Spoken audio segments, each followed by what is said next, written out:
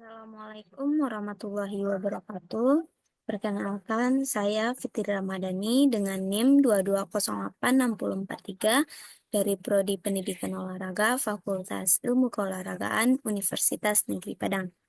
Baik, di sini saya akan buat video yaitu tentang berpikir deduktif dan induktif dengan mata kuliah seminar. eh, Baik, untuk materi yang pertama,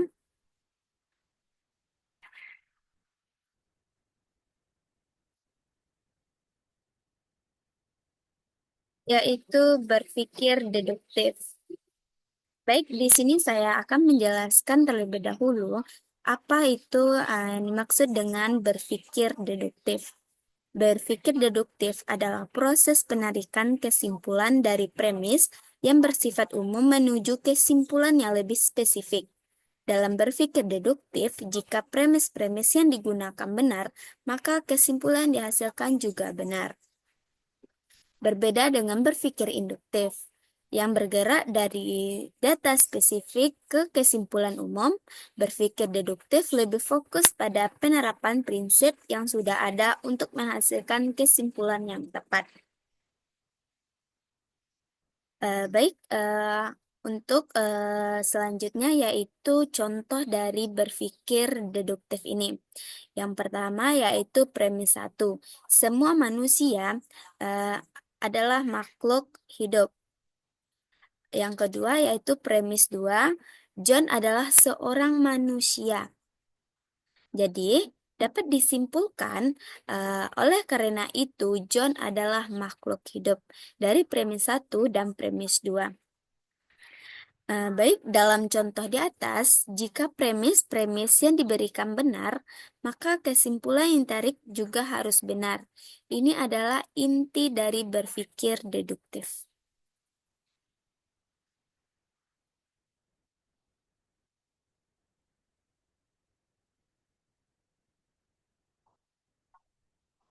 Baik, selanjutnya yaitu masuk ke dalam materi berpikir induktif. Di sini saya akan menjelaskan terlebih dahulu apa itu dari berpikir induktif.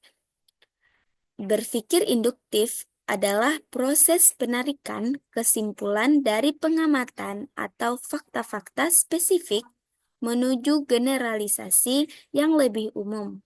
Metode ini sering digunakan dalam penelitian dan pengembangan teori. Meskipun kesimpulan dihasilkan tidak selalu benar, berpikir induktif dapat memberikan wawasan baru dan membantu dalam pengembangan hipotesis. Berpikir induktif seiring digunakan dalam penelitian ilmiah untuk membangun teori berdasarkan pengamatan, sedangkan berpikir deduktif digunakan untuk menguji teori yang sudah ada. Baik, selanjutnya yaitu kita akan masuk ke dalam contoh dari berpikir induktif ini, yaitu dari pengamatan satu, semua angsa yang saya lihat berwarna putih. Selanjutnya yaitu pengamatan kedua atau penglihatan yang kedua, yaitu angsa di danau juga berwarna putih.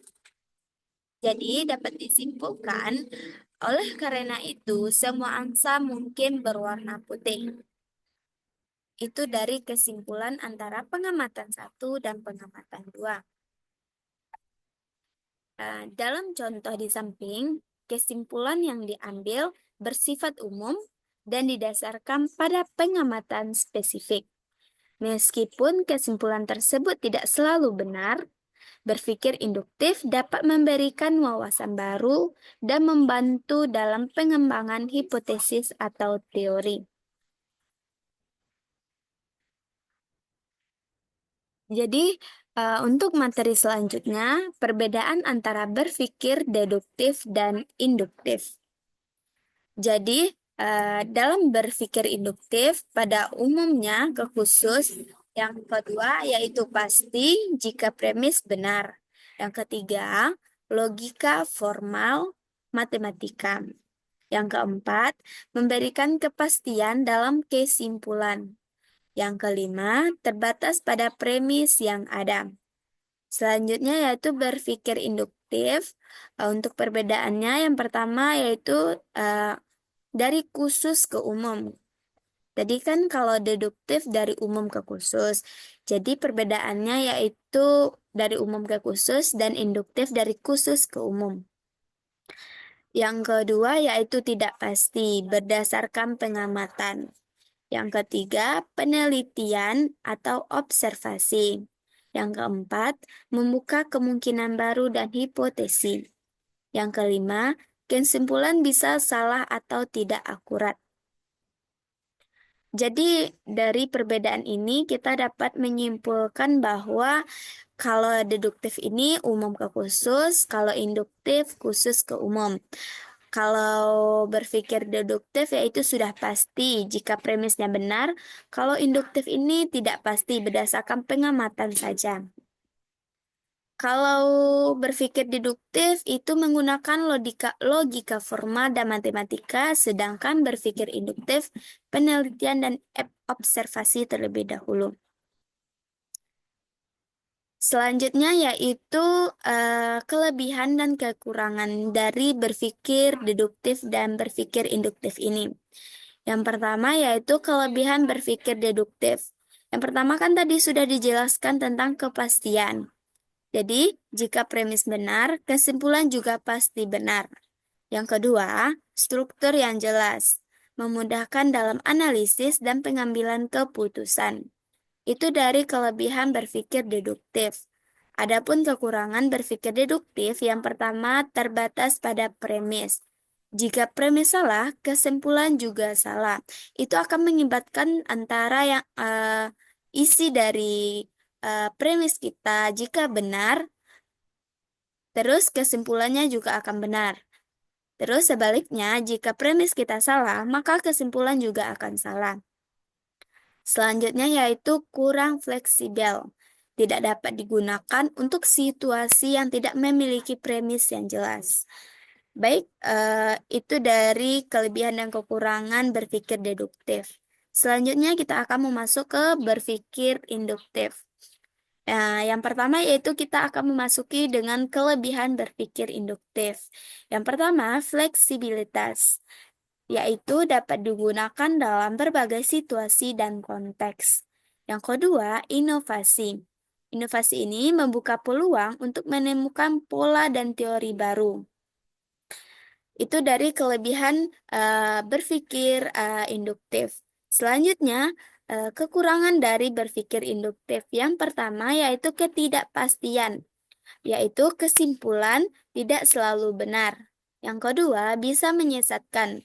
Generalisasi yang terlalu luas dapat menyebabkan kesalahan. Baik, di sini saya akan sedikit menjelaskan, yaitu model berpikir deduktif dalam penelitian kuantitatif. Deduktif berarti berangkat dari masalah umum yang kemudian menjurus ke masalah spesifik. Model berpikir deduktif dalam penelitian kualitatif berarti pendekatan yang dimulai dengan teori atau hipotesis yang sudah ada. Kemudian, data dikumpulkan dan dianalisis untuk menguji kebenaran atau validitas dari teori tersebut. Berbeda dengan pendekatan induktif yang berfokus pada penemuan konsep baru. Pendekatan deduktif berusaha untuk membuktikan atau membantah teori yang ada melalui data yang diperoleh.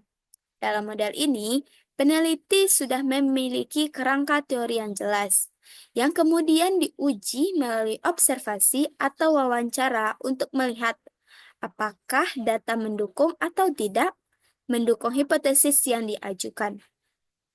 Pendekatan reduktif lebih terstruktur dan terfokus, karena peneliti memulai dengan premis yang sudah ada dan menggunakan data sebagai alat mengonfirmasi atau penyanggah premis tersebut.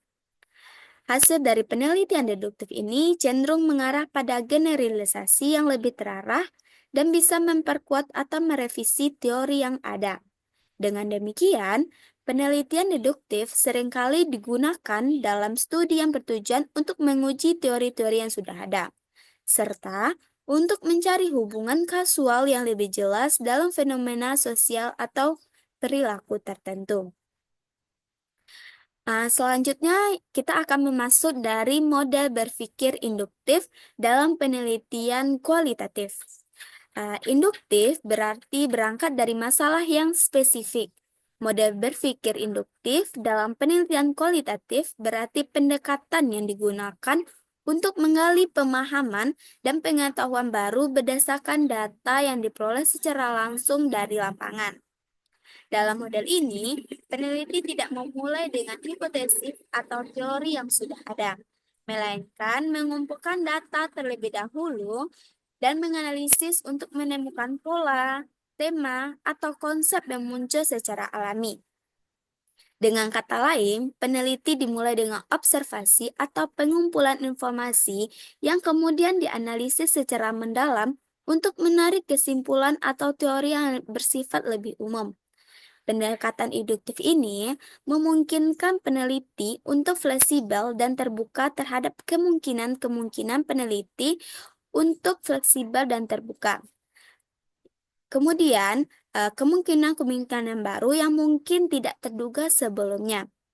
Model ini lebih menekan pada pemahaman konteks sosial dan fenomena yang sedang diteliti daripada penguji teori atau hipotesis yang sudah ada. Hasilnya, peneliti kuantitatif dengan pendekatan induktif dapat menghasilkan semua yang lebih kaya dan mendalam, serta memberikan kontribusi baru terhadap pemahaman suatu topik yang spesifik dalam konteks tertentu.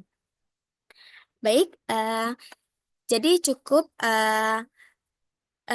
seperti itu dari berpikir deduktif dan induktif dalam pemahaman teori kualitatif. Jadi di sini saya akan menyimpulkan bahwa berpikir deduktif dan induktif adalah dua metode berpikir yang penting dalam proses pengambilan keputusan dan analisis. Keduanya memiliki kelebihan dan kekurangan yang perlu dipertimbangkan dalam konteks yang berbeda. Memahami kedua metode ini dapat membantu individu dalam meningkatkan kemampuan berpikir kritis dan analitis, serta dalam pengambilan keputusan yang lebih baik. Baik, cukup sekian untuk materi pertemuan kali ini. Jika ada salah kata, saya mohon maaf. Saya akhiri. Assalamualaikum warahmatullahi wabarakatuh.